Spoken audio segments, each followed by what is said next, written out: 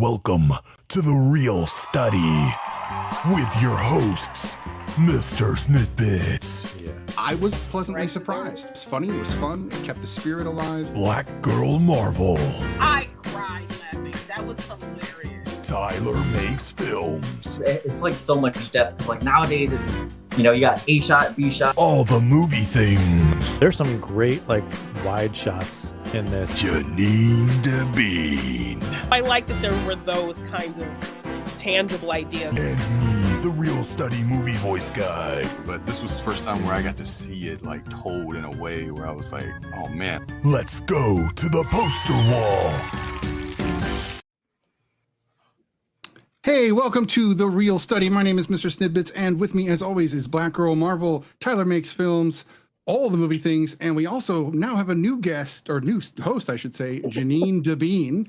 We did lose Ray. We are all very sad to have lost Ray, but she had a scheduling conflict. It's not that we don't love her and she doesn't, belong with The Real Study. She will be back one day as a guest at least, but we do miss her. But welcome, Jeannine, as well as our guest this evening, which is Cpt Salty Dog, as you can see right over here to my side. He is a Twitch streamer, has been Twitch streaming multiple different games for years now. It's actually where he and I met. And hey, Captain, do you want to tell us a little bit about yourself and what you do? We'll move over to the main wall and let you tell us about it. So, yeah, I'm a Twitch streamer. I've been doing it for 3-4 years. I took a break a long time before I got back into it. I did meet MrSniDBitS on there through the show. I think it was through another streamer, Lady Crossheart. And they're really big into a bunch of stuff. But I'm a stream theme pirate. What I always tell people is I'm selling the digital C's, and I play a bunch of different games. We have a lot of good time. Support the crew that supports you has always been my motto. And so I was one of the very first guests long ago on this show, and I'm just glad to be back because I happen to be a super big nerd on D&D. We even do paint streams now, so we've been doing paint streams and stuff like that for a while. And I just had to do this, so here we are. That's awesome. That's awesome. Glad to have you back. And this is, of course, the show that when a guest comes on, they do pick the movies we watch. D&D was requested, so we are going to be doing 2 D&D films this evening. The D&D 2000 with Jeremy Irons and Thora Birch. And then, of course, the recently released D&D or Dungeons & Dragons Honor Among Thieves with Chris Pine and Michelle Rodriguez. Those will be the films we're going to go over this evening. Before we do, Lala has our announcement about social media that she always gives, and we'll give her the floor.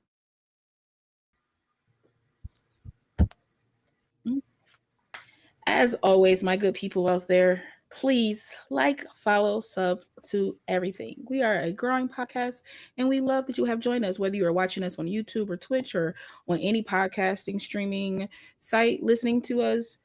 Throw some stars in there. Make sure you do those reviews. Make sure you comment. Make sure you like. All that stuff helps in every format that we're in. As always, if you want to throw some money our way too, we'll take it. We'll put it right back into the stream, right back into the services of what we do to give y'all even more amazing things. Please follow us on all social media. We are everywhere. Join our Discord. Become a real student. You can even put in your own movies, maybe a TV show, a documentary. We're trying to branch out, Give your suggestion. We do have veto power, as always. We rarely use it, but we have it. But come on and join in and have a good time. Thank you. Thank you for that, Law. And of course, we usually talk about the movies we've seen over the last week. I haven't seen anything. Brian told me he hadn't seen anything worth note. And Captain, I didn't even ask you. That was really rude of me. Nothing new. He didn't see anything new in theaters, so that's really what I should have put. Doesn't mean he didn't see something good. But we do have 3 people that did see something this week, so we're going to go through that with them. Why don't we go ahead and start with La again? And you said you saw Challengers this week. What did you think? Yes, I saw Challengers this week with Zendaya. I think it's Zendaya, Mike Faust, I believe, and John O'Connor or something like that, I think. Let me make sure I got his name right. Yes, Josh O'Connor. Apologies. This film is not marketed the right way, but I know why it's marketed like that, for shock value, so you can go see the movie. This was actually a very interesting movie. A movie about competition and thrill seeking and between what you think you need but what you want. It's I don't want to spoil it for anybody. If you're worried about how the trailer portrayed the sex and everything, it's not that deep. It's not nothing. It's things do happen in this film, but it's not like grotesque and overtly sexual or anything like that. The storyline of it is like very good. These three people, and they are in a triangle of sorts, but it's more surrounded around tennis than it is so much about being like sexual, even though that's wrapped into it too. Very interesting film. Go check it out. I give it a solid like 8 out of 10. I enjoyed it. That's a solid rating. That's quite a solid rating. Gets a good rating as well if you look online. Why don't we go ahead and go to Janine? You said you watched Amazing Spider-Man 2 in theaters, and it maybe changed your opinion? Yeah, Regal is doing Spider-Man Mondays, so every Monday they are showing all of the live-action Spider-Man movies. And so the most recent one I watched was The Amazing Spider-Man 2. I'm pretty sure that's probably on the lower end of most people's rankings. It was on mine, but on this big screen watch, I found myself really enjoying the one-on-one interactions with characters more than anything else. There's the really great moment between Gwen and Peter when they decide to just be friends, but they have a really hard time like hiding their feelings for each other. It's super cute. And I think most people feel like that relationship is the best part of both of those films. I think Sally Field deserves a little bit more credit for her Aunt May. She gives a really heartbreaking performance and scene when, she's letting out all her resentment for Peter's father for not being there, and that, Peter's her boy. And so I felt myself really feeling a lot of emotion there. Even when Peter reaches out to Harry after, a long time of them being apart as friends, that was a really sweet moment as well. And I even liked the interaction between Peter and Electro when he's trying to kind of de-escalate the situation, like he's taking the time to listen to him and hear him out and help him feel seen in this really distressful situation. So I found myself focusing on those individual interactions more than anything else and appreciating those more, and it had me enjoy the movie more than I did the last time I watched it. So That's awesome. I've always been a fan of Amazing Spider-Man 2, so I will fight for it till the end, but I'm one of those weirdos. Tyler, you said you saw Iron Claw, which I know just hit HBO Max, so what did you think of that? It was good. I wish I had seen it in theaters. I didn't get the chance to, but ended up seeing it on Max as it came on, and I was like, okay, cool, I can finally see it. It's like what everyone said, like all the performances are really well. Zac Efron, like, I'm not a big fan of, and I'm not like opposed to him either, but like he definitely did a good job in this movie. He kind of, I don't know if there's something like, I haven't kept up with him, but if he has some sort of like, he kind of reminds me of like Mickey Rourke, kind of like his look. I don't know if something happened to his face, or I don't know if he's like denied it or what. He said he like fell on something and broke his jaw. Yeah, he broke his jaw. I would put it more to like the Mark Hamill, like between Empire and Star Wars.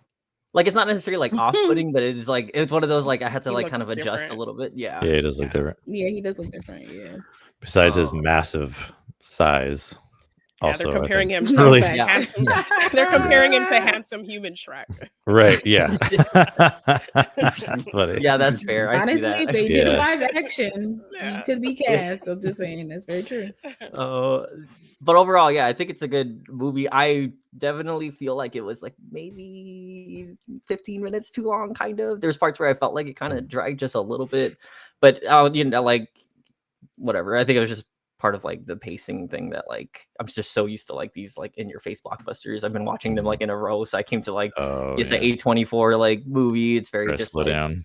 Yeah, I was like, okay, gotta get back into it. There's also some crazy shots in there. There's one in particular I just want to talk about real quick. Is he's like swinging between the edges of the ring, and I know it's like some kind of long lens, right? Because he has to like be like shoving right up into the lens. But the only way to get that shot is if the camera's like far enough, because you can't get him like right there. Yeah, he'd probably hit the camera. Otherwise, he'd like break the camera. Yeah.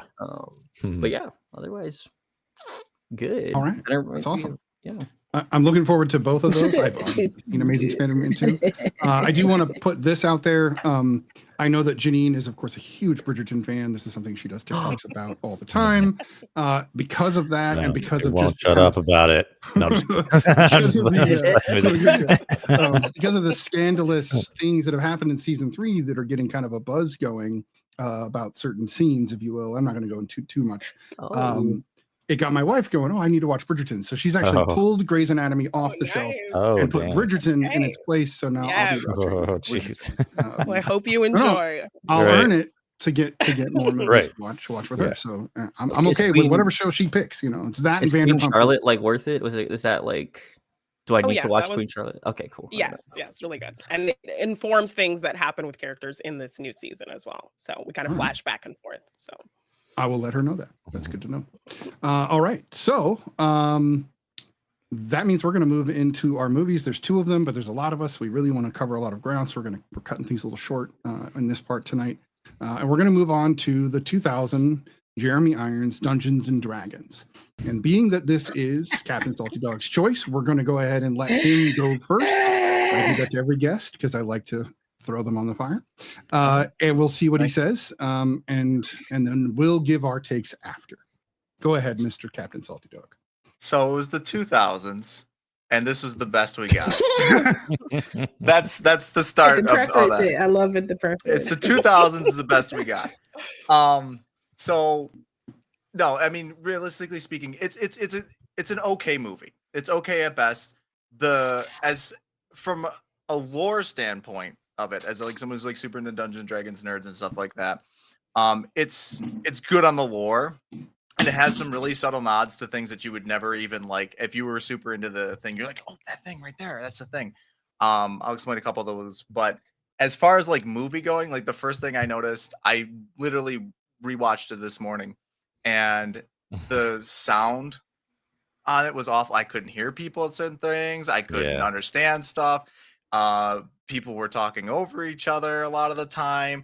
I was like, the orchestra's going the hard on dialogue this was one. mixed low. Yeah, the orchestra was going hard, and the dialogue wasn't. So, if you weren't listening with subtitles, there's no thing. I was like, man, the guy who wrote the music for this really got that money on that one. As far as like lore though, because that's something like it's really big. There are like so many little nods to. At that time, the latest release would have been like 3.5, I think it was, maybe second edition. 3.5 was released around that time. A lot of the nods are to like second edition. One of my scenes in there, if you haven't seen this, and now this is spoilers for you, but it's a 2000 movie, so whatever. Where they're doing Go ahead. Yeah. Where they're doing the scene where he's like, "Oh, I understand this language," and he's like putting his hand. You just have to say, "What are those funny words you have to say?" Blah, blah, blah, blah. And then he disappears into the map. That is a thing that's specific to Thieves. That is a specific thief skill. Is that no other class but mages and thieves can use magic items. That's it. And so when he did that, I was like, holy crap, that's specific to that thing. That's really cool. And it becomes the plot point at the end that he can use a magic item. And I was like, oh, that's kind of cool. They went so far as to make a module for this, and they released an FMV game that you could play as well. Not so good. And they released 2 other movies that are sequels to this. I know there's actually like legitimate sequels to this film. Yeah, there's Very much sequels like to the it. Scorpion King. Blue Lips comes back. Blue Lips comes back because the He brain pulls a Darth slug. Maul, right? oh my god. Well, the brain slug thing is an actual thing. So I was messaging you. It's the fragment of Monair. That's a demonic fragment that gets broken up and it brings people back from the dead. So that's a legitimate thing. That guy got possessed with a demon from that spell. I mean, we already, it's D&D. We know, people can come back from the dead. Magic is a thing. Right, exactly. They have to bring someone back to the dead in another one that we're going to talk about. But from a purely lore standpoint, super awesome. They hit a lot of things. They screw up a lot of things. They do a lot of bad stuff with it. My biggest criticism, and then I'll let someone else kind of take the heat at this point. My biggest criticism of it, because I could talk about the intricacies the whole way through, is that you have the filmmaker of this was Courtney Solomon, I think it was. 24-year-old Canadian, never made a film before in their lifetime. Super, pardon the term, neckbeard. And they had no idea what was going on. That elf armor was very poignant in its display. It was very much like whatever, but they never I'm not one for exposition. My first time on the show was like, hey, I had this time traveling show that has no exposition in it. But there is also like you have to kind of tell a story, and they just don't. They just like they go onto the map, they come out, we have this adventure now. What's the adventure? Something I agreed to. Let's go. for positives. I do like the big set pieces. For instance, But when he's isn't- in the cave, he's in the Thieves Guild. That was cool. Isn't that how D&D is though? Like somebody presents you with a story and you no. can choose to take it or Right. not. You know? You Yeah. No, we have a saying as a dungeon master: the counter doesn't survive contact with the players, so you have to improvise a lot of things. Because no matter whatever you plan, someone's going to do something that you didn't plan, and they always choose that option. Yeah, you have path A, and they're like, I want path G over here. Yeah.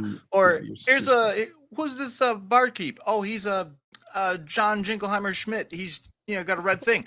But now he's a huge part of your campaign because they wouldn't leave him alone. Yeah, he has that red thing. And there's like Right. the note taker. Like every barkeep has a red thing. I'm like, dang it, no, it's just because I like the color red and I keep forgetting. Right. Right. But they go in the map. They never explain why they're doing what they're doing, and then all of a sudden they're doing it. And that world that they're in actually has a really rich lore, and they just like use the names. So it's just like names and stuff like that. Like even all the monsters and stuff like that in the bar. They don't. There's not. They're just like, here's blue guy number 4. Yeah. You know. Yeah. Well, and the dwarf is just a dude. You know who that actor Right. is? He's from Pirates of the Caribbean. He's on Pirates of the Caribbean. Yeah. All right, I'm gonna fight for that dwarf. He's my favorite character in that whole movie. He's my. I said it like the he's beard my full favorite. of food was a bit much for me, but He is the barbarian player. He's the person who never shows up to the game, and their character's just kind of in the background. They're on the DM, kind of push along. He shows up to one. But they can swing that sword so well. He's so there. good at it. He's there. Right. I love that. All right. So let's get some other takes here. Janine, you're brand new as a host to the show. Let's hear your take. Dungeons and Dragons. Well, Jeremy Irons once said that he only did this movie because he just bought a castle and he needed to pay for it. So I think that tells you everything you need to know about his performance in this film. Also, like my kind of personal gauge on if I enjoyed a movie based on something else is if it makes me want to go seek out and learn more about that thing. Because I don't really know much about Dungeons and Dragons, and this movie made me not want to like go and research or look up anything about the game or anything like that. The costuming, the makeup, like just not good, right? Tough. The kind of big set piece with like the booby traps. It just felt like a sadder version of Indiana Jones, which is funny because the guy who did the Indiana Jones Raiders Lost Ark booby traps designed these booby traps. So it just kind of felt like sad leftovers from an Indiana Jones movie. Just did not find myself invested in the characters or the story. The actors they got felt far too modern to be in kind of a period piece. Just so clean. Right? Yes. So clean. And the one thing I do know about Dungeons and Dragons is this team dynamic, this team element. And so the team aspect was a huge weak point. So had they even executed maybe the team dynamic well, I could have maybe gotten into some aspect of the fact that was such split a the weak party. You never split the party. Yeah, just not good. No. Tyler, what did you think of Dungeons and Dragons? Okay, see, now listening to at least you guys talk about it first, now I'm like, did I watch a different movie? Because I was kind of like, I might have been projecting Guardians of the Galaxy a little bit on this thing. I was like, I'm having fun. This is a fun time, like. But that goes to show my extent of like my knowledge of D&D is only based on people who have ever played it very loosely and not really follow anything. So I'm just watching. It feels like a good adventure film. Like I was like, okay, I'm having fun. Jeremy Irons, bless his soul, I think he might be one of the greatest actors of our time. Like I don't know. It's such a nuanced performance. Like unlike anything I've ever seen. He does a lot of finger pointing and like I don't know. It's great. I think it's great. I will bad or great. Yeah. Okay. No, great bad. But it kind of also reminded me of the Phantom Menace since we kind of watched it is around the same time, like the 2000s. I did not like the Empress actress. Like it just gave me Natalie Portman performance. I was like, not good. Is there like a teleprompter in the back somewhere? Like she kind of just going through it. I don't know. Like robotic. Courtney Solomon. Dead-eyed Padme. You're gonna play the priest. Yeah. And then Jeremy Irons. She had done was American American Beauty. American Beauty. That it? So at least that's the last big one I remember her in from before. It is so Did clean. you do, I don't know if Ghost No. World did Ghost World come up before American Beauty, or was that after? It did, yeah. I'm almost certain it's like a couple years earlier because Scarlett was even younger then. Mm-hmm. I'll look it up. I think to your point on the good bad, that like with the set piece thing, as a person who's like playing it because of the loose D&D stuff, absolutely. Like I was sitting there, I was like, man, this would be good to like implement this into a game. And that's I'm pretty sure that's what happened is they had a game and they were playing it and they're like, oh, this is a cool part from it, and they just threw those pieces in everywhere. And that's yeah. That's kind of what the script felt like. Yeah, that's the good part about it. The bad part is everything else. Why don't we go to Brian? What did you think of Dungeons and Dragons? We kind of got a little idea of how you feel so far, but give us your yeah. So, okay, I have no frame of reference for anything D&D. I've never played D&D.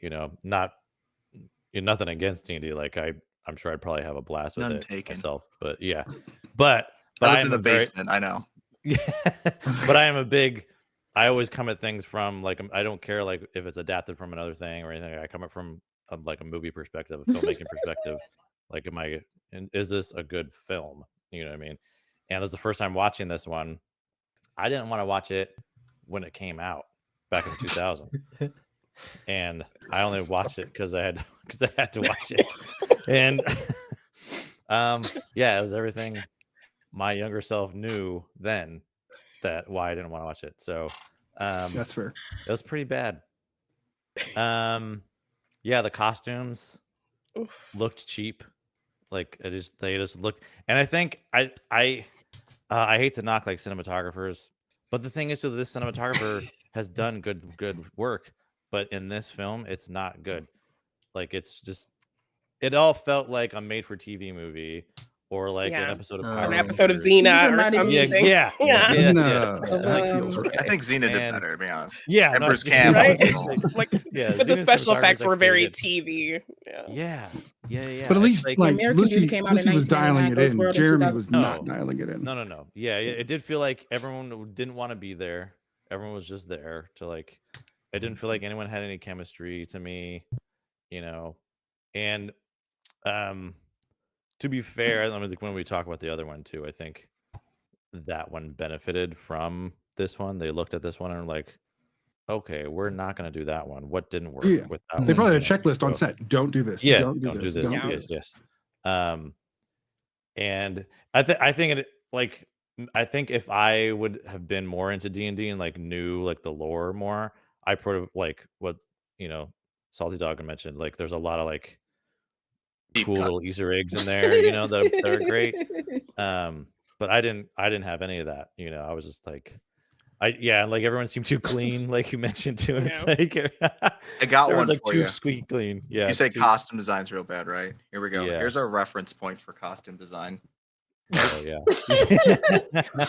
I'm just I get y'all saying that. Well, and some of the sets too. Some of like there's that one set. Was it the it was like this? It was just like bright blue, and it looked really tiny. You know what I mean? And it looked like it was like they only built like one corner, in the background, and then the rest was open. I could just feel like it was, and then it was just like lit to all high hell. Like it was just light all over the place. Nothing creative about it. That one really stood out to me. I was like, oh god. Somebody pocketed some of that $36 million. Yeah. Oh yeah. Was it 36 mil? No, you know what it was? It's the dragons. It's the dragons. The CGI, early 2000s. And Spawn came out in the 90s and had better CGI. Yeah. As a Spawn fan, just throwing that out there too. No, totally. Yeah. But Lala, what did you think? Did we hear La? I don't think I hear her. There's a delay on her. Slight delay. There is a delay. It was 45 mil. It was 45 mil, and they only made 33.8 million. Yeah. Worldwide. That's terrible. Worldwide. Whoa. That's bad. Yeah, only 15 million domestic. So that did not do well. So what did you think, La? What do you think of the film overall? I remember watching this back in like 2000 or something like that. I remember seeing it. I didn't know anything about D&D then. I don't know anything about D&D now, really. Oh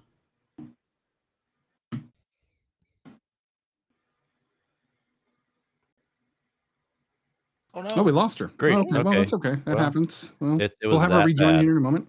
It was so bad that the signal. There were no Talk words. about it. Yeah. Yeah. We do not want to hear about this. Wizards of the Um, Coast came in here and Yeah. We're like, Right. they have a okay, good, that was they our have a good first team. film, guys. But yeah, this is actually back when Wizards of the Coast was an independent company still. They I was just owned going to ask D&D, that. they was owned Hasbro Magic the own it? Gathering. Yeah. So now the new movie had the backing of Hasbro, which we know Hasbro, they've yeah. been doing since the Transformers. So they've been in the movie business for 15 years Right. or Yeah. more that that I know of. The reason I picked this movie was that I felt like it was a really good kind of comparison to The Honor Among Thieves, yeah. where like it really, but it wasn't They so. even 'Cause we say, could have watched they the even sequel. literally It would have been say terrible. that in this movie. They Yeah. do, They which I even say like. that line. right? Like, There's honor among thieves. yeah. A little It's the wink, line! like yeah, it's like oh. So Jeremy Irons in this movie, especially we saw him in Die Hard with a Vengeance just a few years prior. Oh man. Holy I love crap! him. What a Love great that movie. performance! What a Yeah, great my film! favorite Die Hard movie. Right, Oh, one of yeah, the best so Die Hard movies. Period. Yeah. And yet we get this rain from the sky. This really He sold that line, really though. bad. And it was really, really, really bad. And you're right. So the weird part is you got Jeremy Irons overacting, you've got Thora Birch Yeah. underacting, and then you've got Yeah. the guy from Chucky 3 that can't act. Then you've got the Yeah. Wayans brother who can only be funny. Oh and my it's almost God, like the they're- Wayans brother. He could have Yeah. done more. Like he was the only person I think on set that was committed and had Yeah. passion. And then they kill him And off. I'm like, They was kill him, good, right? And when he killed him, I was Yeah. like, Felt no. so out of tone with everything that had Right. happened up to that Right. point. it's so serious Yeah. now. Snails Does was he have amazing. a Like, contract he was to the wear only that good hat part. in every movie? I just want to know. Probably, I don't know. Is that in Yeah. his like? Not a good look. But Yeah. Marlon's come a long way since then. Like, so his Oh, career totally. has, become something else. So to me, he's done nothing but go up. But you would look at Jeremy Irons and he's like, come on, dude. But I get it. If you need to buy a castle, you got to make money. Yeah. I don't know. As a British actor, there's like just by default, there's like a regalness about it. And then you go and do it. Just, I don't know. He's Alfred now, so it's okay. Yeah. He balanced out. Yeah, this movie is bad. This movie, the CGI, even for 2000, was bad because you do have a Phantom Menace the year before. If you look at Courtney Solomon, the director, not a great run as a director. The other two movies that he did were pretty terrible. They were, one second, sorry. Be funny if one of the movies is actually called Pretty Terrible. American Haunting and then Getaway with Ethan Hawke. Terrible films kind of across the board. Yeah. But the dude is a good producer. And this is like, sometimes you got to find your niche, right? So he's actually grew up produced on a bunch film of sets movies. with his mom or something like that. So, Yeah. So he was a proponent in getting this film made. I think the lady who ran like D&D at the time, they had a sit-down meeting with James Cameron, I think, to direct this movie, and it didn't quite work out. She decided to ask James Cameron what were his credentials to direct this movie, and this was after he had done T2. Yes. No. God. Yeah, we could there's have had a a lot of James behind Cameron the scenes like Oh. non-sensory for that this obviously one. didn't work out. Wow. Yeah, they all got sent direct to TV because they peed in the pot, That makes sense. And they had two things they needed to do: Dungeons and Dragons. And they Dragons. did both of them dirty. So I know, yeah. No, there was like I almost felt like Galaxy Quest was almost poking fun at the ridiculousness of the like swinging axe maze, because they're talking about it being a video game or whatever, a TV show, but like it felt that bad. Like they were making fun of things that were like that. I don't know. Yeah. So I don't know. those are in that. I'm trying to think of anything. Those that are rooms in is redeeming. legitimate dungeons in like the deep Oh, yeah, cut of yeah, lore. yeah. But the thing is, and I'll agree with.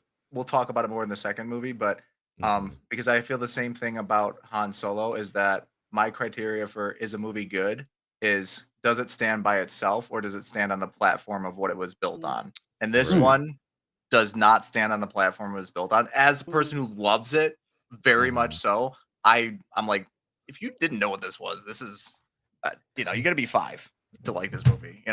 Princess Bride has a better everything. Oh yeah. It's a better adventure story. Yeah. And It's the not a team fair dynamic is comparison. not- Everything's not as good as Princess Bride, I think, by Yes. default. So maybe, I don't know. that's just me. Law, were you going to say any more about Dungeons and Dragons? You did get cut off there. I wanted to check and you had some more to say. Yeah, because it's. Am I still delayed? I'm assuming. Am I still delayed? It I don't- seems like Yeah. little Okay, bit. I'm It going to might be a assume little. I'm still Just a little delayed. bit. So anyway, yeah, it is. And that's making me uncomfortable. But anyway, I'll just try to push through. I didn't enjoy this film when I watched it for the first time back in 2000. I kind of didn't enjoy it this time. But I'd have it there for me are moments in this that are like, if you could have just built upon this moment, maybe this film would have been a little bit better, had a little bit more heart. There were just moments where the acting just really took a lot out of me because no offense to Justin Whalen, I've seen him in other things. He's not the Right. greatest actor, but he's not the worst either. And this film made him appear as like the worst actor, and he really wasn't. But when Snails dies, Olsen and Lois and In Clark. the Lois and Clark, yeah. Yeah, Yeah. that's the only thing I've ever seen him in. Yeah. And I've seen him Like, he he's played not a bad Andy in actor. Chucky 3 in Child's yeah, and I've Play. seen him like in audition, like back Yeah. behind the scenes audition footage for Edward. Like he auditioned for Edward Oh. Cullen for Twilight. Oh, really? really? Oh. Yeah, That might have been better. That would have been a different Right. Yeah. Twilight. I don't know. That would have been a different Twilight. I'm so interested considering in seeing that Pattinson alternate pushed universe. himself to be worse intentionally because he hated the films. hated I the- would say, Yeah. I would say any other actor that was passionate might have done better. That's just me. Right. So Maybe I don't know, but when Snails dies, and he's just like, no, that was like the worst thing I've ever seen in my that life. was- He dropped to his Giving Mark knees, Hamill and it was from just a lot of this. Yes. It was, and I was just like, okay, what we doing? Cut out of like somebody Yeah, yell cut. we're just missing that Um, overhead camera pulling up from Yeah. from And it. some Come rain. on, like throwing those, some rain yes, too. Overhead yes, zoom out, All yeah. in. yes. Just missing it. That wasn't in the Thora budget. Birch was giving me childlike Empress a lot. Right. You know, it was very never ending story with her character, and I was just kind of like, I guess that was the inspiration for her her character. I was just yelling Falcor throughout the whole thing. I don't know. It was Felt never ending. it Better it was effects. it was a very special. It's a special film. I feel like it's a film that I'm happy it's there, but I don't have to watch it all the time. Yeah. Yeah. Yes. You just tried. pat it on his head. He's like, good It's okay. job. Good job, You buddy. did your I also- best. it was kind of cheap Good that at the job. very end You they're have your like moment. Snails gets to come back, but then they don't show They Right. don't show him I actually almost feel coming like- back. I wonder if that was like they just didn't have like the effects in the budget or whatever. They're just like, Yeah. we don't know We how to can't do show this. it. This is too cheap. Like, it's too expensive to Too do. So we're just yeah. gonna Marlon had I other feel like they were engagements. setting couldn't it up film for him a anymore. He was sequel. done. right. I feel like they were tried. setting it up for a sequel, and he just never Right. came. They were just like, Yeah. they knew this wasn't going to happen. They wanted it to happen. They knew partway through the filming that they weren't getting the sequel, but they really put this ending to be like, let's rope them in because they noticed Snails was the favorite. I'm sorry, Snails is top tier. Absolutely. Shout out to Marlon. Marlon got played. in this movie. Well, you didn't talk about Bruce Payne as Damodar. Oh, yeah. I've the only thing. Dimmadome. So with the blue lipstick, I just kept thinking about Joey Tribbiani doing his Japan Oh, commercials. yeah. That's the only thing I can think of. Ichiban. Yes. Yes. Well, he That was it. kept Yeah. doing the Jeremy For Irons thing him, too. yes. He was just like over Yeah. like, what are you doing? Bring it. If either of them had just settled down just slightly, it might have been a better film. Like My But I- the best description I saw of him was how his conversation is a whisper of somebody trying not to poop their pants. And that's a fair assessment of Yeah. that entire thing. I loved him. Pretty I accurate. loved Right. every scene with him. He was a better villain than Irons Okay. was. But I would agree. yeah. Listen, Yeah. every time Irons threw out magic, his hands was like, It's He got sold- great. Yeah. But every time. And, like, every I time. think that's that's one of hand my things acting, too is right? like when you That's- have these like solid actors, to me that is a sign that maybe the direction they were getting wasn't really Was the a best. failure to Yeah. them. Oh, yeah, Like, no. Yeah. I will say this: That's kind of how I felt. Yeah. they do really good with the magic, because the one thing it's like, oh, why is this wizard like lady incompetent? And I was like, one, it was the 2000s, and two, and I said this, my favorite thing about this is they're using material components in magic for D, and it's a deep cut of D&D. Is there is like somatic, verbal, and material components. And so, like, if you want to do detect thoughts, all these are jokes, by the way. Detect thoughts is 1 copper piece. It's a penny for your thoughts. Oh. Sleep spell is Nice. sand. Yeah. Sand for the Sandman. And then what my other favorite one is, oh gosh, I'm not going to remember it in time, but they do a lot of those deep cuts for it, and I think they're absolutely funny, because whenever you see her grabbing stuff, like she grabs like that picture where she throws the fireball at people before they escape, that's bat poop, bat guano. Oh, that's fireball. So she grabs the thing and she shoots fireball out of her hand. And you see whenever she's not, it's like, why didn't she just cast spells to get out of these bad situations? She doesn't have the material components for it. Yeah. Right. It's like, Interesting. oh, it's cool. But if you don't know, but if you don't know, it's not frame of elaborated reference. It'll So, mean nothing to you. Yeah. That's why they went with sorcerer in the second one, and we'll talk about that. I do have to ask this question to you, Salty Dog. When they leave the tower for the first time, as soon as they, the thieves are there, they get discovered, and she has to create that portal. Yep. Why can't she close that portal behind her? Why does she just let everybody charge right through like no big deal? Other than plot, the DM said, "Well, it stays open." You try to close it, but it doesn't close. But she didn't even try. She didn't even like do anything. The best thing I think of the is person who's never played D&D, you wouldn't even know that. Yeah, that's what I'm saying. You wouldn't even know. Yeah, you wouldn't. Yeah, you wouldn't even know. She just looks dumb. Yeah. They touch on it in the second movie. They do it very good, but there is, when you cast a spell, old rules were every round was like a minute, so all combat would happen a minute, and you'd have 10 segments in a round, so it's 6 seconds, 6 seconds, 6 seconds, 6 seconds, a full minute. When you cast a spell as a magic user, is what they called it at the time, this would last a certain set of segments, or based off of concentration. So if you're not paying attention and concentrating, things either last really long, or they'll last really short, or things have a set spell duration. Or the DM just said, "Hey, plot, sucks to be you." So, You mean like a pudgy dragon? We'll get to that. We'll get to that. I'm going to tell you what. When we'll talk about the dragons real quick, and then we'll get back to Fatty Boy.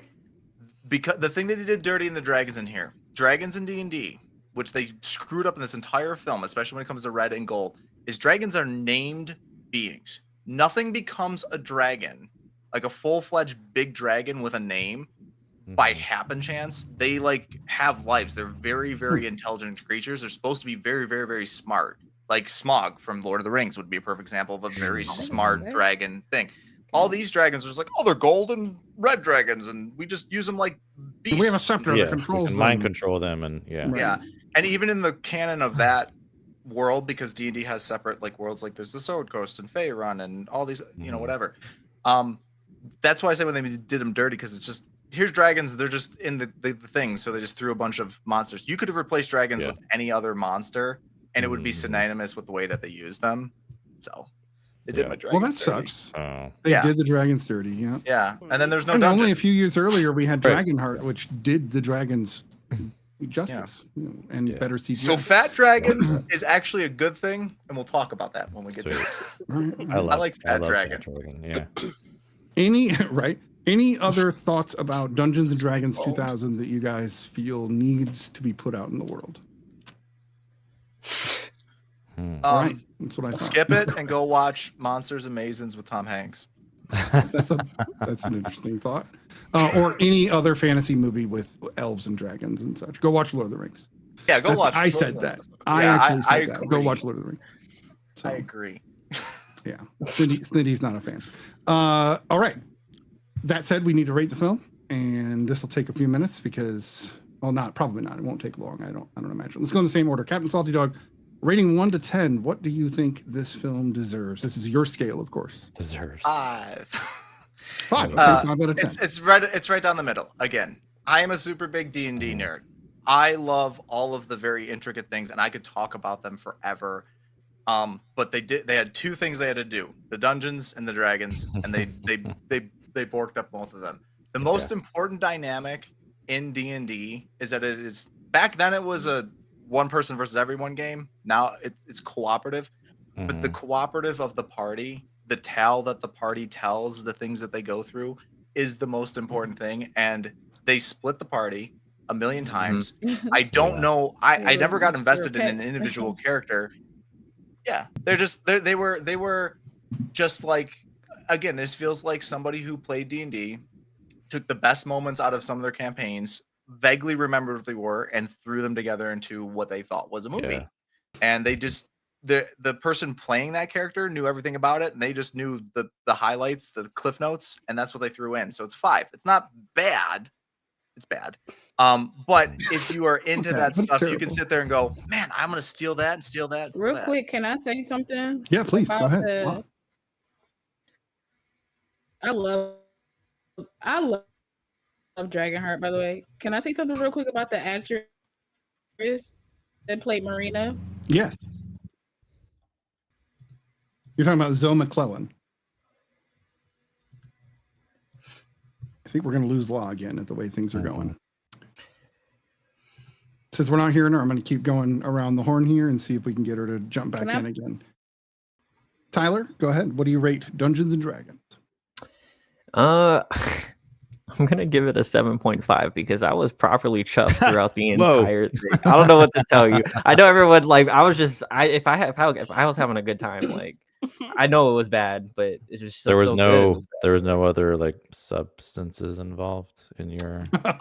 Were you enhanced? Surprisingly, Did it enhance? Enhanced? Was it enhanced? Maybe it was just the wall-to-wall music the entire movie. That was like everyone. There was wall-to-wall music in this thing. Yeah, not a moment of silence. Like, everyone's giving it their best. And like, there's something rock and roll about that. And I was like, that's D&D, right? Like, yeah, everyone's trying. But they thought they wrote a nat 20, but really it was a critical fail in the entire movie. But you know, we tried. So yeah. Janine, what do you rate Dungeons and Dragons? Good or bad, movies are hard to make. So I give it 1 point for being a movie that was made. And the quicksand carpet effect was probably the best effect in the whole movie. So I'll also give it 1 point for that. And it's also an effect they used in the new movie. So I will give it 1 point for that. So 2 points, 2 out of 10 for this 2 movie. out of 10. All right. How about you, Brian? Yeah, man. Yeah, I agree with Janine. I was like, when I was watching, I was like, oh, how are they going to do this? And I was like, oh, okay, that's actually pretty good. But then, but didn't make up for like, well, like that dragon was just. Man, that was like, have any of you guys seen Reboot, that all CG animated cartoon? Yeah, it reminded me of something from Reboot, the dragon. Like that's funny you should say that because that's a Canadian cartoon. Oh, yeah. I wonder where they got the CGI effects from. Thank you for saying Canadian, because that gives me a perfect opportunity to plug our brand new producer. I was so anxious getting into the show today that I forgot to mention we have somebody producing the show now behind the scenes. That is Aina, and Aina has been a production assistant for The Real Study for a long, long time and is now doing the entire show. So I'm literally hands-free, Mom, and just doing my thing. So I wanted to say thank you for that. And of course, she's Canadian. That's why it reminded me. Right. Yes, we outsource here at The Real Study. We outsource it to Canada. I'm kidding. Good place to do it. It is. So it looks like Law will not be joining us. She is having some internet issues, it seems, or connection issues. So she will have to dip out for the rest of the evening. But we are still here. So we will do our best. Hopefully we can get her take next week on what she thought of Honor Among Thieves. For myself, this rating, I rated this on Letterboxd. I'll go ahead and continue, though. Oh, you did. I'm so sorry. I apologize. Every time. Totally my fault. I'm terrible. Didn't roll for initiative. Exactly. I'm terrible about that. Go ahead, sir. Yeah, it's gonna be a 3. You know, now it's so very anticlimactic, but it's fine. 3 is my rating. With all of your guys' ratings, it's a 7.5. That's crazy. All right. Add it up. If you want, I can make it super dramatic and give you a bunch of like gasp and oohs and ahs if you want. Oh yeah. Okay. I do want to apologize again, Brian. That is my bad. I got so caught up in saying something about it. Was a 3. Yeah. How dare you? I feel So- better. You're welcome. You feel validated. I rated this on Letterboxd. I actually wrote like maybe 3 lines about the film, basically saying skip it, watch anything else. I gave it a 0.5 star, and so that's going to be a 1, Oh, and I'm going to keep it Ooh, there. rough. It's a 1 Rough. because I it's a get it. film. Because I they respect worked that. hard. I on it. respect that. I like that I respect reasoning. that. So I would respect those love ratings. I would love to know. This feels like one of those movies too that was like everyone hated to be on. You know, like they really had to like push to get, and like it was just chaos trying to make this movie. So I would love to know like the story behind making this movie. You know, what it was like Oh, on the set. making Watch of it. Mr. Sunday Movies did a kind of funny like caravan of garbage breakdown on it. That's what I Oh, watched. really? So they do get into a lot of those details and like the whole Yeah. lady telling James Cameron what are your credentials and all of that. So That is insane yeah. to me. Like, man. Yeah. James Cameron. Now, it might have been an interesting film if Cameron did it, because he Yeah. would have gotten the action right at least. Right. He made it. It's So- called There would have been a lot of Avatar. water That's in his it. D&D It would have been movie. like a Right. waterfall, like sea version of D&D. Yeah. Anyway, so we're going to move on to Honor Amongst Thieves, which is a very recent release starring Chris Pine, Michelle Rodriguez, and as well as, here I go again, messing everything up. Hugh Grant. Hugh Grant, that's Jay right. Jean. Who has been showing up in like everything lately, I I know. swear. Yeah. In that bag. He also Yeah. has bills to pay, which he Justice says in every Smith, interview. Sophia He has a Lillis. castle too. Yeah. Yeah. Those would be the big ones. Yeah, he must have a castle that he must be trying to pay for. Pay for. So this was released in 2003, PG-13, and gets a good rating. 2023. Did I not say 2023? 2003. 3 years after They did first so one. good. 3 Yeah. years later. 3 years later. Yeah. So why don't we go in reverse order? We lost. So I'm going to go with you, Brian. What did you think of Honor Among Thieves? Oh man, I this was like one of my top movies in 2023. Like, it was such a surprise. I walked into this again, still not knowing much about D&D, and so I, based on the performances of the previous films, I was like not really expecting too much. Although the cast looked really great, and so I walked out of it, just, I mean, what a fun film. I mean, yeah, I just walked out of it so pleasantly surprised. Just like laughed through the whole thing too. It was so funny. And even this time around, I like enjoyed it just as much, if not a little more, than the first time. I mean, like, Chris Pine has definitely got charisma going on, just oozing out of his pores. And the chemistry between the cast is really great. Like, it's like I will give the first one, the 2001, what it does do well, I think it doesn't take itself too seriously, much like this one also doesn't really try to take itself too seriously. They weave the humor and the drama in really well, and all the action beats. I feel like it's really paced really well. Yeah, I mean, there's so much I could say about it. It's just so good. And like, I can't remember his character's name right now, but the Thane character that they work with to go. Zink? Yeah, Zink. Zink. All his dialogue is so good. Like, So good. yeah, he's like that whole sequence with him through it is just so Exposition awesome. heavy and like, but they like lean into how silly it is. Like, all Yeah, the rules and The everything you walking have over to the do. rock Yeah. deal. Oh, yeah. Yeah. He walks so straight. Well, Is that he gonna I go around it? understand. No. That was because he wasn't given a direction from the director, and so he didn't hear cut, and so he kept walking. He's like, I guess I'm coming up to rock, and he keeps walking. That is So that is he didn't amazing. hear cut, and he kept walking. And that dialogue of them talking is just them Yeah. ad libbing. They're like, yeah. "Is he gonna That's stop?" good Oh. acting, though. That's That's great. So Yeah. that's like they stayed in character. It's Yeah. good. That's great. But yeah, he didn't hear cut, so he kept going. That is amazing. I love it. I love it. Yeah. Love it. It's just, and it fits with, Yeah. the tone of the film and everything. You know what I mean? Yeah. Like, it's, Yeah. It's and like the great. cinematography is great in this one too. I don't know. It's an incredible film. Yeah. I loved it. Agreed. So we're going in reverse order. I guess I'll take the next step here. I've watched this 3 times, and it's 2024. I think that says something. I didn't have a problem watching it this time, and I even didn't remember the beginning. So I was like, "Oh, that's how it begins." I forgot. Right. And then I just want to talk about the beginning. Jonathan, the whole Jonathan thing. The way we get caught up, the exposition to get us caught up is really funny. Yeah. And, keep getting pulled in and out, so and like good. it's a really subtle, jokey. It's very well put together, a really good script. But the whole Jonathan thing, even as they're being acquitted, Jonathan. Wait, no, we have right. Oh, and that bird, all the like the tiger that they had, the baby, like all the like creatures were looking really good, really authentic. So yeah, it's a great story. It has heart. You actually care about the characters once you get to the end of the movie. And as a player of D&D, I'm not Salty Dog level, but somebody who has played since I was 11. Holy shit, did they nail down what it's like to be in a campaign? And even these like right when they go through the hectic moments, then all of a sudden they're in a chamber, like here's your gear, here's your way out, all at one time, and kind of delivering that to the audience as well as the players. And you can see the players. Plus the Easter eggs are on a whole other level in this movie. Just the idea of the original animated cartoon characters from D&D. Oh, I didn't notice that the first watching it. I noticed it this time around. I screamed, and my wife's like, "What?" They're the ones in the cage in the maze. People from the them. show. Oh, funny. Oh, yeah.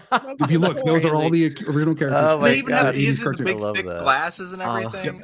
It's so wow. Every single creature you see, the owl bear, the panther with the weird little the gelatinous cube, which it started to really become popular. If you look horrifying. They are, but then they even had that in Onward, which was a D&D play, which is great. Oh yeah. Maybe that should have been the other film, Onward versus. Yeah. Well, didn't I screw up? Anyway, so yeah, this is a solid flick. You do not need to know anything about D&D to enjoy this movie, and if you like D&D, you're going to enjoy this movie. That was the thing I was going to say that I really appreciate about this film was like you can go in this film and just enjoy it as it is, not knowing a lick about D&D. And I've like freaking loved it, and then just hearing from other D&D fans, they love it as well, because of like I think that they may even I mean I'm speaking for you guys, but there may be an added level that you love it more because of all those little fun things. Like I didn't know about those characters in the cage, but that's amazing. I love that. Well, but even the places, right? The Baldur's Gate, Evermore, or Nevermore. These are like real places in D&D that you can go to. Neverwinter. They have a whole game go to all these Neverwinter, places. Yeah. So that's Neverwinter. Jean, what did you think of Honor Among Thieves? I mean, well, operating under my same gauge, like, did I want to kind of seek out more information after watching this movie? I definitely did. Like, I just wanted to see how much that was in this film was actually like akin to D&D stuff, and to learn like this whole breakdown. I saw of so many things just from banners in the background to just little things that are innocuous and they don't pay a ton of attention to. They still decided to put that in there for D&D fans. So I really appreciated learning how much they put into this movie, from places to characters, all kinds of things that were from the actual game. So even though I don't know anything about the game, I was happy for fans that they decided to put those little nods in there. The comedy was great in this film. I found myself laughing a lot. But also, a great emotional balance as well. I loved kind of the chosen family aspect, where that first film failed. This one does a great job with the team dynamic. So it did feel kind of like a campaign game. All these characters with different kind of skill sets coming together. I thought that was really cool. I mean, the effects were great. The Force perspective with the Bradley Cooper character. Oh my god, I forgot about Cooper. That's so good. It's like the surprise of him opening that door. Really great. Yes, for sure. Yes, probably my favorite sequence of the whole movie is the awakening the dead for the. Oh my god! Question. We have had that in a campaign legitimately happen. Oh my god! So good. And so the comedy there was just great. And the makeup, because it looked like there was a lot of practical makeup going on with those characters. So I always appreciate practical makeup with that kind of thing. And just love the characters again, like you said, Chris Pine, so charismatic. The chemistry with everyone was really good, really funny, great action sequences as well. And I appreciated that I didn't have to know anything about it to really get into it and enjoy it, but I was excited for D&D fans as well. So really, really love this movie. All right, Tyler, what did you think? Yeah, I really like this. I mean, everything everyone said, I think you can really tell when there's like a lot of care and like people care about making this movie. Like that's Yeah, what yeah, this yeah. compared to the other one. Like you can tell all the actors were into it. Again, like the practical effects, I think it was really cool that they chose to do a lot of like puppeteering too, like with Right. yeah, just looking at that and like just the charm to that. Yeah, that undead scene, like exactly what you were saying. Yeah. Like there's just so many moments like that in campaigns where like you think you're about to like solve this thing and like figure it out, and then it just kind of goes to shit because you rolled like a 1 or something, and like now you got to figure it out from there. It's like, okay, next thing, like moving on.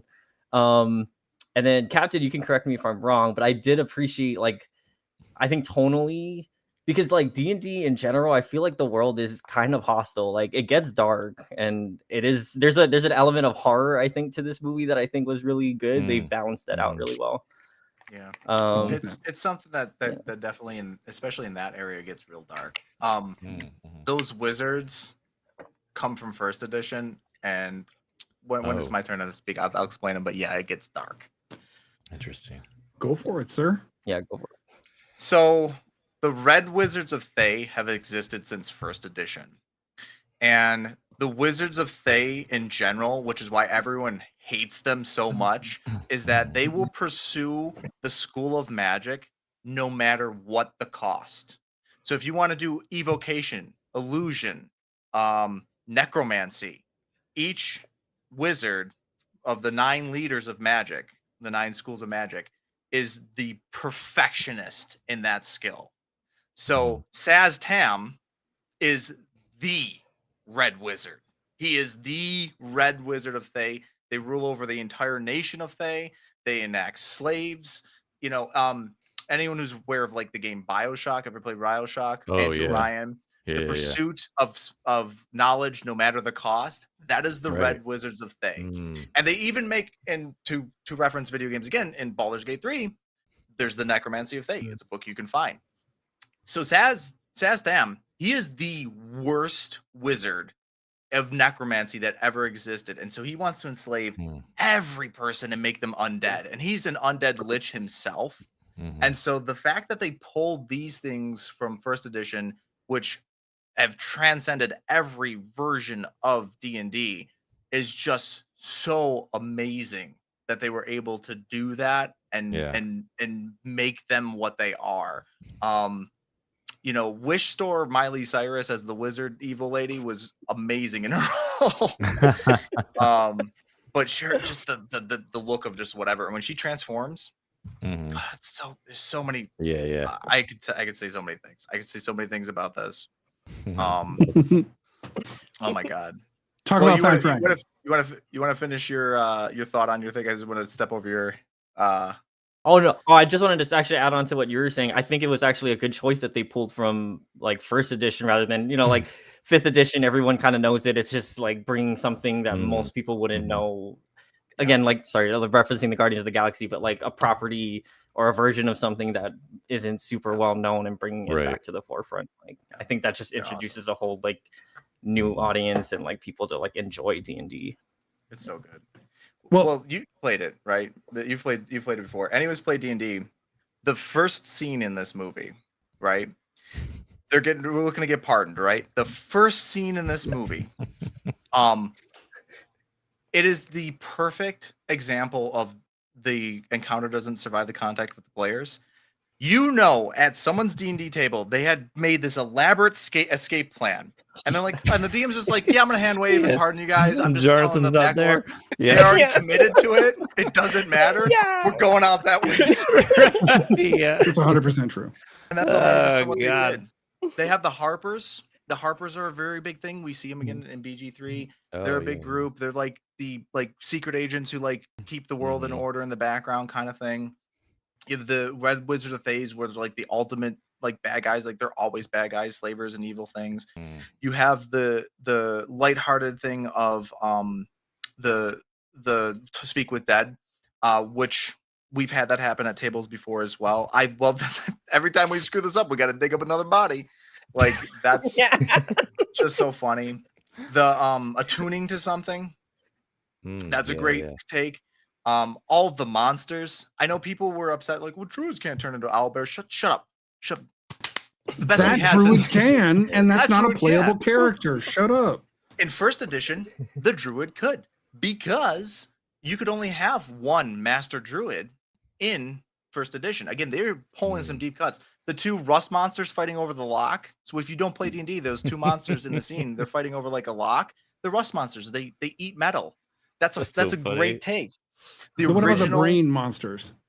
Oh, intellect devour. That was really hilarious. great. That's a You little just walk hurtful. past them and they're like, The funniest thing, so that is yeah, that's insulting kind of. That is even funny on a meta level because so the main character, Chris Pine, he's a bard. So their main class skill is charisma. Charisma, yeah. So intelligence is a dump stat for them. Actually, a dump stat. We always there's a joke in the D&D community. If you want to be the best party in the world, you want to be a bunch of himbos and bimbos. You got to have wicked charisma. You got to be super strong and super dexterous. Like that's what all that's it like counts. their team. Like Yeah. Right.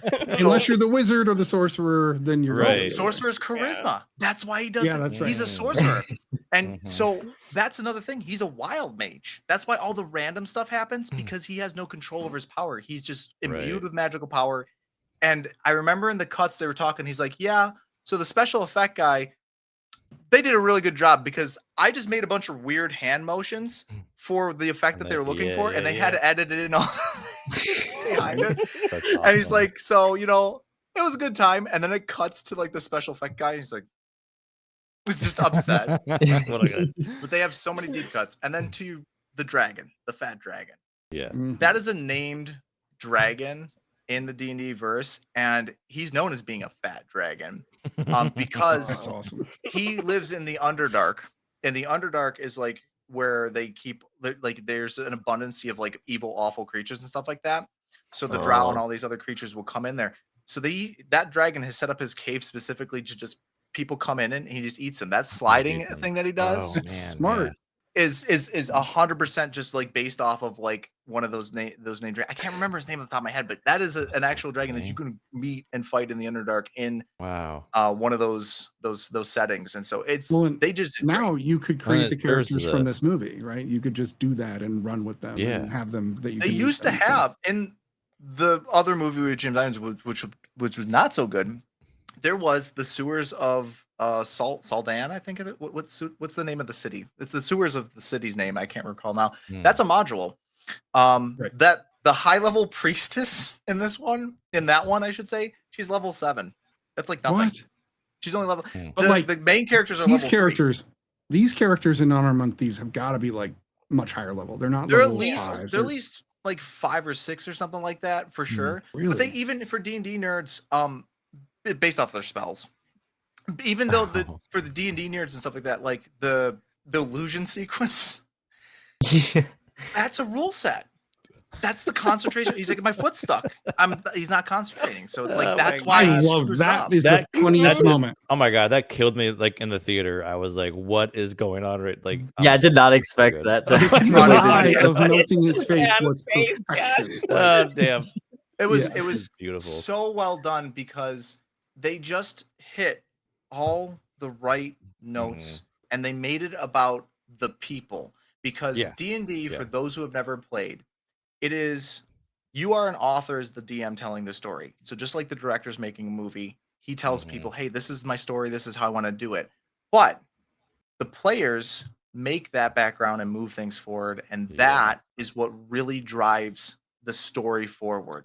Yeah, you have a world and all these nice things, but the players are what drive it forward. And so in this case, what makes it a good movie, and goes to that my original statement of what makes a good movie doesn't, is not just like doing the things and heading the nods and the Easter eggs and stuff like that, because there's a lot of them, but telling a good story that anyone can access and listen and go, wow, that's really cool. Because that's the heart of D&D, is this really good story and these really good relationships between the players, which is the relationship between the actors and the actual people. So I hope they make another one. If they never do, I know this one's they ate as far as I'm concerned. It's so great. Oh yeah, so great. I think another element too about this was like you go back to like what someone mentioned about, really seemed like everyone really cared.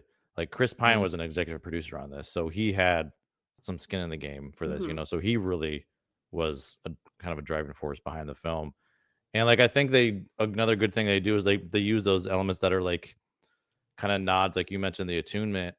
That was a great thing that they used as a character building moment for him as well, and like that was something I felt was really great, was they really had these like different character moments for each character, whereas the 2000 Just version, good beats. yeah, Well, exactly. Yeah. I like what you're saying, Brian. There's actually, it feels like each character almost follows their own genre, like a small little Right. subgenre. Yeah, Because yeah. Chris Pine and his daughter are doing the almost like family romantic comedy ending where like, we got to give up the real mom because this found mom is a much better mom for you. Yeah. Or like not better, but like who is your mom, your real mom. Right.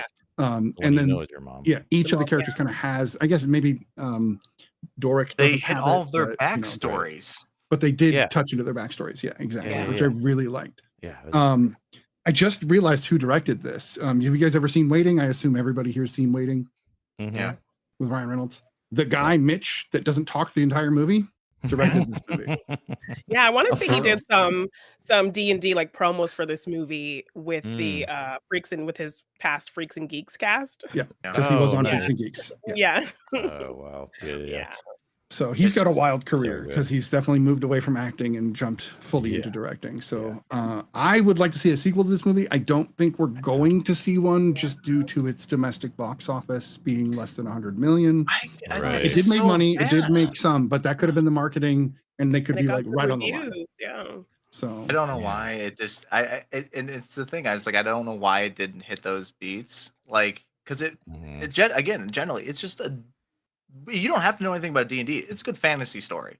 Yeah. It's I a don't even good like one. to take fantasy, and I like this movie. Yeah. Well, that's when it's done right. That makes it even better. That someone who doesn't like, I'm not a big fan of a lot of sci-fi. I love the genre of sci-fi. I like the idea of sci-fi.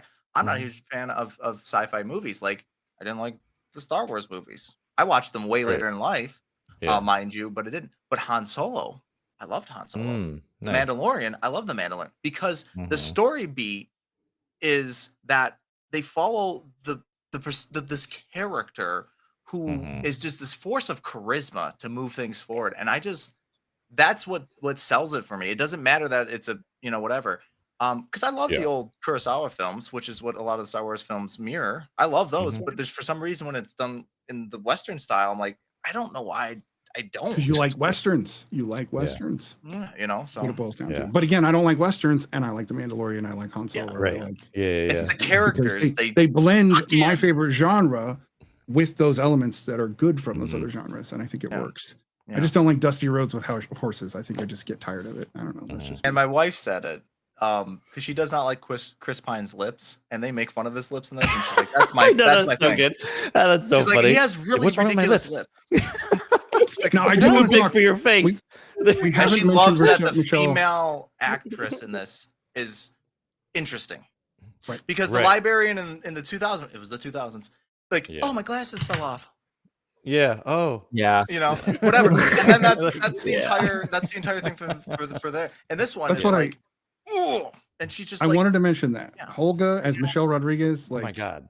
this is one of her best I was performances. just saying too. I feel like this is, one of Top, Michelle's like, best roles. That whole sequence where like Chris Pine is like trying to like shave the ropes Trying to off. get and out. she's just, We're like, getting going them to now. town. He's like, we're getting them. Yeah. But okay, I do love the fact that a bard is our main character. That's not you would normally it'd be a fighter or a thief or somebody with a little bit more like action in their lives, and he's just sitting there strumming his lute. He's got to tell the story. He's got to tell the and story. that song is the song he sings with Olga He's is a really so good. singer, so I love when Chris Pine sings and stuff. Yeah. You're the plan guy. Yeah, but I make plans if they fail. Do you make plans that fail? Okay, we're gonna make this D plan, but isn't D plan B? It's plan A. Yeah. Yeah, but it's got dirt on it. It's no good. Yeah, so we can't call it plan A anymore. Yeah, it's very true to the character, and I love that for them. It's just brilliant, and they have the overpowered like paladin character, right? who has his own redemption arc because he's from Thay. So it's like yeah. even then they really push these metas of like getting out of these arcs, and I think it's just brilliant. They take these pointing things that every person in D&D has done as a mundane thing, and they make it accessible for everybody, but they don't forget who enjoys the details of it. Right. Yeah. So good.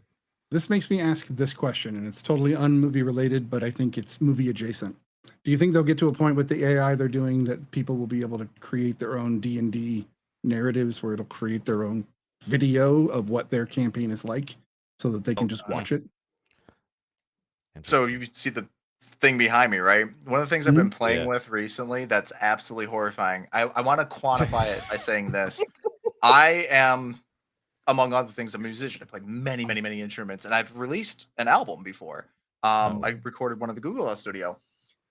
There's AI now that can make entire songs based off a prompt, and like they are scary good and scary close. And I've played with a lot of green screen stuff, and I'm an amateur at best when it comes to green screen stuff. Like when I run my Twitch show, everything's like green screened in. I have a green screen pirate ship and all these digital things. I have an AI that works with chat now, and it can talk and it does all these things based off of people's prompts. So you can be like, you know, I'm like, here's your parameters, and they can say like, hey Alexa, except it's hey Morton, which is my parrot, and he'll talk back in text to speech. So I can have him talk in like Matt Berry's voice and all these other different things. Cool. So it's not so far off that an amateur person without a lot of stuff can do these things. Because I can do this stuff, most of the stuff now. Well, we can all do 2000s Dungeons and Dragons CGI on our computers now. No. We could do better than that. Well, you know what I mean. Like we can at least hit that level. To that level, yeah.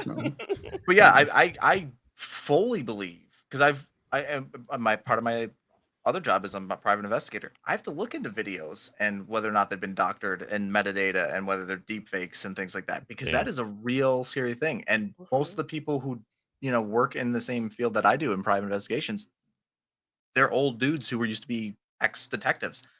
I'm a dude who went to college and knew how to use a computer, and it's scary what some of these computers can do and what it is. I give you 5 years. 5 years and you will be able to. I've seen someone do it where they had people's faces change over their face in real time while doing like what we're doing right here, and they changed their face like 14, 15, there's 16 times. The deep fake TikTok people with Leo, and there's one with Keanu Reeves and and it doesn't take much, you know. It doesn't. You can tell still, but it's like only if you look at it just right. That's the only time I can. And that's based off of how much they did. Like the people who did it with the live thing where they switched people's outfits, you know, they ran it like thousands and thousands and millions of times. Right. And were able to recreate people's faces to where I was like, I don't know that that's not true. You know? And that's what we know about, you know, whether you want to put it on tinfoil hat or not, because there's stuff out there, you know. Listen, you know, I trust in many things, but if you trust everyone 100%, I've got a bridge for you. Yeah. And a nat 20 to roll, you know. So I like that. So now that we're in dystopia next week, no, I'm kidding. Is it dystopia? Right. Any other thoughts about Honor Among Thieves that you guys want to bring up that we haven't touched on? Because I think we did a pretty good job. We almost talked about the whole movie for the most part. I think the only reason it kind of underperformed is the time that it was released. I think we're still kind of coming out of COVID-ish. I mean, we're still in it, but like we're kind of coming out of the era where people are kind of iffy about going to the movies or whatnot. Like had it released maybe this year, I think it might have done. There was also the big and it went to streaming really quickly. It did, yeah, that's right. True. The acquisition by Hasbro really has screwed a lot of things with it. It's alienated a lot of people. I was curious about that too. Yeah, it's bad. It's bad. Wizard of the Coast has essentially said, anything you make, we own. You know, like forget you. Like there's an old joke of like 3 kobolds in a trench coat, and like people have made like models. I have one downstairs somewhere, but like they were like, yeah, we own that now. It's like you didn't make that up, like at all, and so they've alienated a lot of the community by being big dystopian corporate, you know, whatever. So that still means they're going to bring in new fans, because movies will bring in new fans. And that's what they does. bank on. Corporations was- will always bank on that, like, kind of lower tier person that'll Yeah. just jump in and pay money. I Like, was yeah, curious maybe about not that committed. too, like how if this film alone like drew new players to D&D, you know, if there's data out there, I would love to like Yeah, know if that I was don't. That I don't know. I know a lot of people Yeah. who've seen it. Janine, who did you were buy a casual. book after the movie? I did not Okay, buy it. okay. I got some. For you. I've already owned the books, so I didn't need to buy them again. I did get so 5th that'll do it. edition after that movie. So I I do will have say 5th that edition I now, will say that I so- did make a purchase after that movie. But that was just because we talked about D&D. It had nothing to do with this movie. Yeah, no. No, I had legitimately when it came out, I was playing 3.5 with. I had a group of players who were playing, and I was like, well, you know, this is really cool. And then we're like, we should probably switch over to this. It's kind of neat, you know, support it as best we can. But yeah, it was tough at the time, and the again, Hasbro put a bad taste in a lot of people's mouth for that. Like even I was like, Wizards of the Coast, what are you doing? That's why everyone's upset with Baldur's Gate right now. You know, Oh. so if you come out at a crucial moment in a big release of something, and then you shun the things that made it big, like they alienated all the voice actors and the directors in Larian Studios, which has made other games like it, Divinity Original Sins and stuff like that, as other games they've made. That's where they cut their chops. The person for that, who owns that studio, had said, we make a game based off of what we love and why we love it. We don't make it off of the dollar bills. Right. And Wizard of the Coast said, we make it because of the dollar bills, yo. And they 'Cause said, that's well, what we're gone. made D&D in the first place, right? Because that's how it was created. Yeah, it was a 'Cause dude those that- guys were like, we're going I to have make the money. red box. I have the red box downstairs. It was a piece of paper and a set of dice that were unpainted. That was it. It was We just some dudes that were like, let's play a game, man. And they One of made a game. the original models. So I have like really nice models back here. Like I have like, you know, like this guy, and these are like really official whoa. Wizard of the Coast. Like here's your beholder, what they didn't do. The And beholder. Yeah, stuff. you know. I had to hand paint Oh these. yeah. Oh my god. Right. Yeah, we're not going to talk about that. Oh Lord, yeah. But the original Dungeons and Dragons didn't have models. The way they got started was, for you Godzilla fans out there, kaiju monsters. Dollar store kaiju monsters are what the original D&D Do they, monsters take them were based apart off and like of. make Yes, their own like No, what you do is you go like an owl bear is a discount. The original owl bear had like this weird like tortoise shell head and a beak and then like feathers, and it was a kaiju monster. The original some of like the flumps and things like that, all of the rust monsters, a rust monster was a kaiju monster too. They were just discount off-brand kaiju monsters. And what we did when you got it, now not me specifically because I'm not that old, but I played, you know, that, and I like that history. They went and bought like these plastic figures, and they would paint them because we didn't have anything else. You didn't have figures and models and merchandising and all these things. It was a box with a bunch Pewter of paper. figures. That was it. In my time. And they hand pewter figures printed in my era. Like we in the 80s and 90s, it was all pewter figures, but still we had to hand paint them still. So that laid over from there. So the original monsters for D&D, the way they got their start was dollar store and imagination. So what you're telling me is that because of what happened in 1945 with the bombing of Hiroshima, then we had Godzilla, then we ended up with D&D because of Godzilla. I'm starting to see the connection here. Yeah. So Yep. it all the original flows. beholder. Actually, we have it. Here's your original beholder. Yeah, That's not even like this is second edition, so they got better. It was like a squishy ball that someone stuck ice stalks into. Like That's what it felt like in that 2000 movie. I'm like, that looks like one of those. Yeah. Gelatinous cubes were Squishy balls. Tupperware containers. You take a Tupperware container, you flip it upside down, you shear the edges, you paint it, and you throw a bunch of like melted like your leftover like models and stuff like that. But that's how all of those got started. Was based off of like those ideas of like, well, we don't have anything, so we'll just make it. And I guess that all to tie into the point of movies is that the people who made this movie were like, this is the things that we love. We're gonna pull all these pieces together. While they're not perfect, we're gonna pull all these pieces together, and we're gonna make something out of the general love of it. Where the 2000 movies, like, yeah, I get how you love it, but I don't know. It all seems like leftover grippy bits. Yeah. Agreed. That's well put. Let's go ahead and rate Honor Among Thieves. And that will be where we go from there. So how about you, Brian? What do you rate Honor Among Thieves? Are you guys ready? Are you gonna? Okay, quiet. On site. It's a 9.5. Oh. Okay. You can now go, Snitty. Thank you. Any last thoughts before I interrupt you further? No, it's just an incredible film. I sadly I do not own it. I need to own it. It is one of those that I want to own, though, so it will be on my physical media collection at some point. Yeah. All right, I love it. Janine. Also going with a 9.5. No notes. Really enjoyed this movie. Absolutely had fun with it. And I walked into it not expecting to like it. Yeah, and same. I really loved Yeah. it. So yeah, it was a really nice surprise. Love it. Tyler. I think because I gave the other one a 7.5, if I give it anywhere near that number, probably not a good idea. So I'm just gonna say on my scale, it's I don't want to say it's like a 9.51. Oh yeah, there you go. Yeah, absolutely. All right, Bob Barker in the house. And how about you, Captain?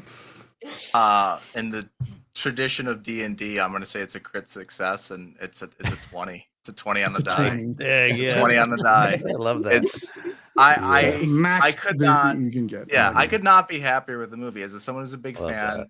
as someone who enjoys it as just being a film itself, I just everything about it's good. You could tell people had fun with it. I could talk for days for it. Everything's there. They nod to the fans. They nod to people who are not the fans. They made a good movie. They had a good time with it. It shows through. Yeah. 100%. Agreed. Love that. For myself, I'm going to also rate this a 10. Let me see. Did I rate it a 10? I did. Okay. I wanted to make sure. So checks I give it a full notes. 10. Yeah. Right. Let me check my notes here real quick. So yeah, I give it a 10. This is a solid flick, worth watching, worth owning. It got to my favorites on Letterboxd the moment I watched it. I put it up on one of my favorites. Yeah. So it's that good. And I don't think it can be overhyped just because it will, if you've not seen it, it will fulfill those needs for a good movie. So, what does my producer think of these two movies? Very curious about that. So, but you guys can't hear her, but she could tell us. No.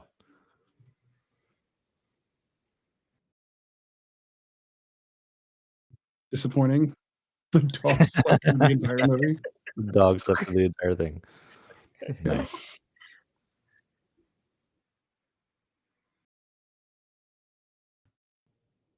Right. Mm-hmm.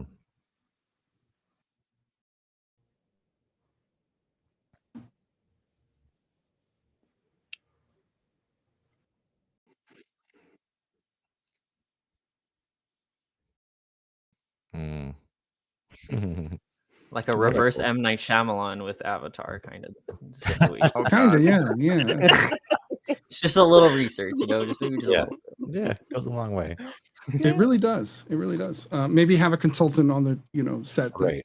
Knows what this stuff is. All right. Well, that went well. We do want to hear what Law said about this movie, which I'm hoping she kind of. I think she'll echo what we've said. She likes it just fine. We know. She does, and she does like these kinds of films as well. So I think she would, but that's me speaking for her. We'll hear from her next week. That said, we really appreciate Captain Salty Dog coming onto the show and doing D&D with us. Yeah, and thanks for the extra insight. That really, I think made it even. Oh, I know. more Yeah, interesting. yeah, that was really great to hear. Really appreciate that. Anytime. That said, we don't know what movies we're watching next week, but we will be having Mike Bedard on as a guest in June. So check us out then. We'll be doing an all horror evening with him. But I think we're going to throw Janine into the fire and have her pick for next week. But we'll see what she says. So, all right. That said, this has been episode 26 of season 3 of The Real Study. We really appreciate you guys coming by and seeing us, and we shall see you next time. And the healing word tonight is good night. That's for D&D fans. Bye. Bye.